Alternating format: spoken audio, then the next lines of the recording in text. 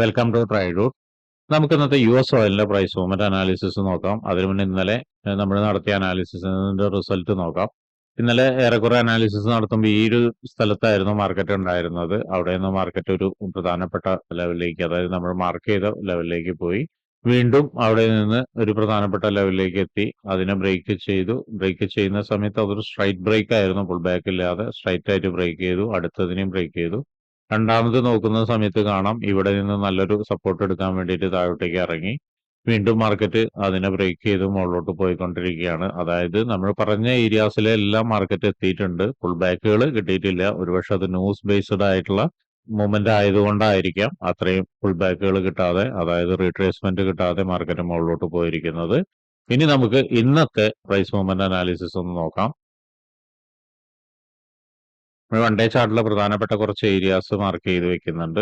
അതിൽ മാർക്കറ്റ് എത്താൻ സാധ്യതയുള്ള ഒരു ഏരിയ എന്ന് പറയുന്നത് ഇവിടെയാണ്. അവിടേക്ക് മാർക്കറ്റ് എത്തിയിട്ടുണ്ട് എന്നാണ് മനസ്സിലാക്കുന്നത്.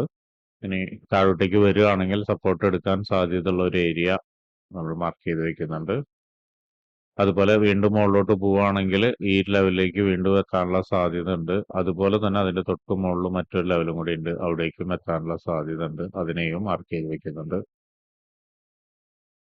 അപ്പൊ ഇത്രയാണ് പ്രധാനപ്പെട്ട ഏരിയാസ് വൺ ഡേ ചാർട്ടിൽ മാർക്ക് ചെയ്യുന്നത്. ഇനി നമുക്ക് ചെറിയ ടൈം ഫ്രെയിമിലേക്ക് പോവാം.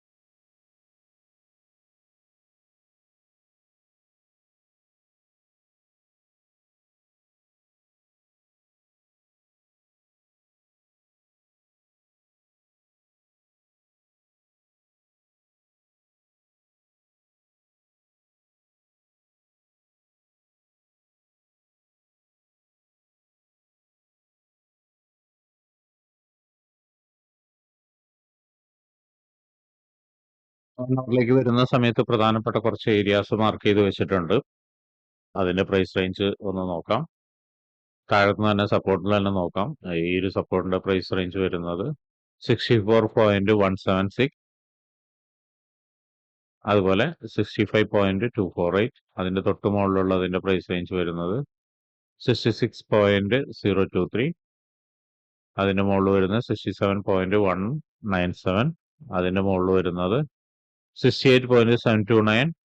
അതിന്റെ മുകളിൽ വരുന്നത് 69.917 ആണ്. ഇനി നമുക്ക് റെസിസ്റ്റൻസിന്റെ പ്രൈസ് റേഞ്ചുകൾ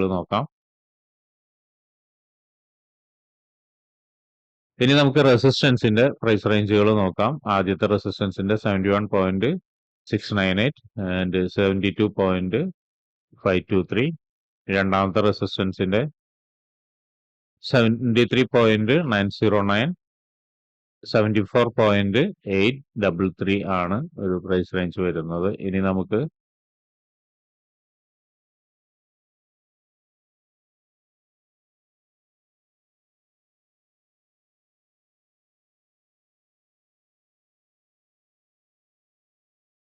അതിന്റെ മുകളിലൊരു റെസിസ്റ്റൻസ് ഏരിയയും കൂടി ഉണ്ട്, അതിന്റെയും കൂടിയും പ്രൈസ് മാർക്ക് ചെയ്തിടാം. 75.806, 76.746 ആണ് ഉള്ളത്. അപ്പൊ ഇത്രയാണ് സപ്പോർട്ടിന്റെയും റെസിസ്റ്റൻസിന്റെയും പ്രൈസ് റേഞ്ചുകൾ. ഇനി നമുക്ക് 50 മിനിറ്റ്സിലോട്ട് പോയിട്ട് എൻട്രി സാധ്യതകൾ നോക്കാം. 50 മിനിറ്റ്സിലോട്ട് വരുന്ന സമയത്ത് മാർക്കറ്റ് ഇവിടെ ഇങ്ങനെ ചെറുതായിട്ടൊരു കൺസോളേഷനിൽ ഇങ്ങനെ നിൽക്കുന്നുണ്ട്. അപ്പൊ ഒരു പക്ഷെ ഒന്ന് കുറച്ച് താഴോട്ടേക്ക് ഇറങ്ങാനുള്ള ഒരു സാധ്യത കാണുന്നുണ്ട്. അങ്ങനെയാണെങ്കിൽ ഈ ഒരു ക്യാൻഡലിന്റെ ലോയെ എടുക്കാനുള്ള സാധ്യത കാണുന്നുണ്ട്. സോ രണ്ട് ചാൻസ് ആണ് ഇപ്പോഴും എൻട്രി എന്ന് പറയുന്നത്. ഒന്ന്, ഈ ക്യാൻഡലിന്റെ ലോ എടുത്തതിന് ശേഷം, അതായത് നല്ലൊരു ലോ എടുത്തതിന് ശേഷം ഒരു കൺഫർമേഷൻ തന്നത് ബ്രേക്ക് ചെയ്യുകയാണെങ്കിൽ നമുക്ക് ഇവിടെ നിന്ന് ഇവിടം വരെ ഒരു ടാർഗറ്റ് വെക്കാം. അതിനുള്ളിൽ ശ്രദ്ധിക്കേണ്ട കാര്യം, ഇമ്പോർട്ടന്റ് ആയ ഒരു ഏരിയ നമ്മളിവിടെ മാർക്ക് ചെയ്തിട്ടുണ്ട്. ചിലപ്പോൾ അവിടെ നിന്ന് വീണ്ടും ഒന്ന് മാർക്കറ്റ് താഴോട്ടേക്ക് ഇറങ്ങാം. ഒന്നല്ലെങ്കിൽ ഇവിടെ നിന്ന് കൺഫർമേഷൻ എടുത്ത് മുകളിലോട്ട് പോവാം, അല്ലെങ്കിൽ വീണ്ടും ഇറങ്ങിയിട്ട് ഈ ലെവലിലേക്ക് എത്താനും സാധ്യത കാണുന്നുണ്ട്.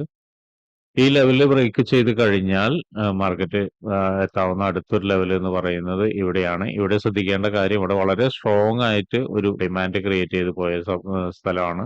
അപ്പോൾ ഇവിടെ FEGകളുണ്ട്. ചിലപ്പോൾ FEGയിൽ നിന്ന് വന്ന് ഇറങ്ങി മുകളിലേക്ക് കയറി പോകാം, അല്ലെങ്കിൽ വീണ്ടും താഴോട്ടേക്ക് ഇറങ്ങി സപ്പോർട്ട് എടുക്കാം. അതും കഴിഞ്ഞാൽ അടുത്തൊരു ലെവല് മാർക്കറ്റ് എത്താൻ സാധ്യതയുള്ള ലെവൽ എന്ന് പറയുന്നത് ഈ ഒരു ലെവലും കൂടിയാണ്. ഈ ലെവലിന്റെയും പ്രത്യേകത നോക്കിയാൽ കാണാം. മാർക്കറ്റ് ഇവിടെ നിന്നൊരു ഡിമാൻഡ് ക്രിയേറ്റ് ചെയ്തിട്ടുണ്ട്. അപ്പോൾ ആ ലെവലിലേക്കും മാർക്കറ്റ് എത്താനുള്ള സാധ്യതയുണ്ട്. വീണ്ടും അതിന് താഴെ ഇവിടെ പറഞ്ഞ പോലെ ഈ ലെവലിലേക്കും മാർക്കറ്റ് എത്താനുള്ള ഒരു സാധ്യത ഉണ്ട്. അപ്പോൾ ഈ ലെവലുകളെല്ലാം നമ്മളിവിടെ മാർക്ക് ചെയ്തിട്ടിട്ടുണ്ട്. അതുപോലെ അതിന്റെ പ്രൈസും പറഞ്ഞിട്ടുണ്ട്. അപ്പോൾ അവിടേക്ക് എത്തുന്ന സമയത്ത് മാർക്കറ്റ് എങ്ങനെ ബിഹേവ് ചെയ്യുന്നു എന്ന് നോക്കുക. അതുപോലെ തന്നെ മുകളിലോട്ടും ഇപ്പൊ ഈ പറഞ്ഞ പോലെ തന്നെ ഒരു സപ്പോർട്ട് എടുത്തിട്ട് മാർക്കറ്റ് മുകളിലോട്ട് പോവുകയാണെങ്കിൽ ഇനി എക്സാമ്പിൾ ഇവിടെ നിന്നൊരു സപ്പോർട്ട് എടുക്കുന്നുണ്ട്. അതായത് ബ്രേക്ക് ചെയ്ത് ഇവിടെ നിന്നൊരു സപ്പോർട്ട് എടുക്കുന്നു, അല്ലെങ്കിൽ താഴത്തുനിന്നൊരു സപ്പോർട്ട് എടുക്കുന്നു, എന്നിട്ട് വീണ്ടും ഇതിന്റെ മുകളിലേക്ക് തന്നെ വന്നു കഴിഞ്ഞാൽ നേരത്തെ പറഞ്ഞ പോലെ ഒരു എൻട്രി സാധ്യത ബൈ ഉണ്ട്. ഇവിടെ വരെ നമുക്ക് എക്സ്പെക്ട് ചെയ്യാം. അതും ബ്രേക്ക് ചെയ്ത് കഴിഞ്ഞാൽ പിന്നെ നമുക്ക് അടുത്ത എക്സ്പെക്ട് ചെയ്യുന്ന ലെവൽ ഇവിടെയാണ്. അതും ബ്രേക്ക് ചെയ്ത് കഴിഞ്ഞാൽ അടുത്തൊരു ലെവൽ നമുക്ക് നോട്ട് ചെയ്യേണ്ടതുണ്ട്. തൽക്കാലം ഇത്രയാണ് ചെയ്യുന്നുള്ളൂ. ഈ ഒരു മൂവ്മെന്റ് ഇവിടം വരെ കിട്ടുമെന്നാണ് എക്സ്പെക്ട് ചെയ്യുന്നത്. അതിന്റെ മുകളിലേക്ക് പോകാനുള്ള സാധ്യത കുറവായിട്ടാണ് കാണുന്നത്.